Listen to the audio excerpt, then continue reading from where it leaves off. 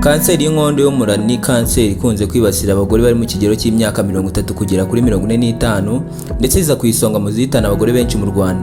Ikigo cy'igihugu cyita ku buzima RBC kigaragaza ko abagore n'abakobwa barwaye kanseri y'inkondo y'umura mu Rwanda bamaze kugera kuri 5,600 mu gihe buri mwaka hasigaye hagaragara abagera kuri 700 bayirwaye, bityo kubera ko iyi ndwara iri ku isonga mu zizengereje abagore n'abakobwa cyane, leta y'u Rwanda idasiba gutekerereza neza abaturarwanda yafashe iya mbere mu kurandura ino ndwara ibinyujije muri gahunda zitandukanye yagiye ishyiraho zirimo iyo gukingira abangavu kanseri y'inkondo y'umura. Gahunda yatangijwe bwa mbere n'umufasha wa Perezida wa Repubulika y'u Rwanda Madamu Jeannette Kagame tariki 26 Mata 2011 mu rwunge rw'amashuri rwa Kanyinya mu mujyi wa Kigali.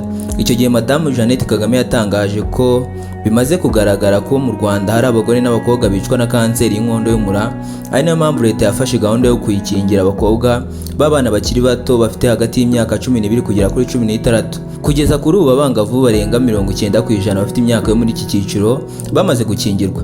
Gahunda ya kabiri leta y'u Rwanda yashyizeho mu kurandura ino ndwara no gusuzuma kanseri y'inkondo y'umura mu bagore bafite imyaka kuva kuri 30 kugera kuri 45, kuko aribo byagaragaye ko ikunze kwibasira cyane ndetse imenyekanye itinze, bikaba ari nabyo ntandaro yo guhitana bamwe na bamwe.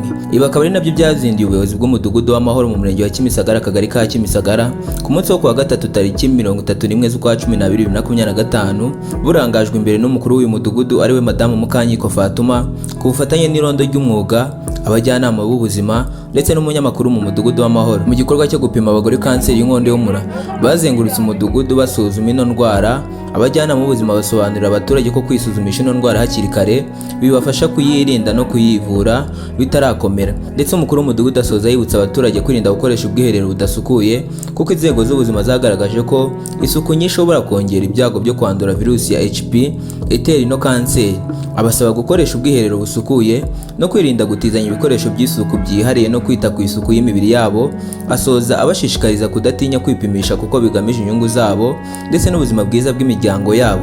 Asaba ko buri mugore yafata iya mbere akirinda indwara zishobora kwirindwa cyane ko ubuzima ari inkingi y'iterambere.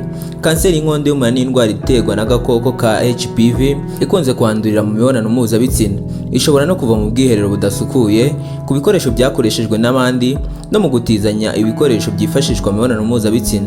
Bimwe mu bimenyetso bigaragaza umugore wanduye kanseri y'inkondo y'umura harimo kuva amaraso mu gihe kitari cy'imihango, kuva amaraso mu gihe cy'imibonano mpuzabitsina, kuribwa mu kiziba cy'inda, gutakaza ibiro byinshi mu buryo budasanzwe ndetse no kuribwa mu nda rimwe na rimwe. Gana ku musozo, turakangurira abagore bose guhagurukira kurwanya kanseri y'inkondo y'umura, bitabira kwisuzumisha no kwita ku isuku kuko guverinoma y'u Rwanda ifite intego nziza yo kurandura ino ndwara bitarenze umwaka wa 2027, ndetse twebwe nk'abaturarwanda nitwe dukwiye gufata iya mbere mu gushyigikira ino ntego. Njye wagezaga iyi nkuru, amazina yanjye nitwa Irumba Shadrack.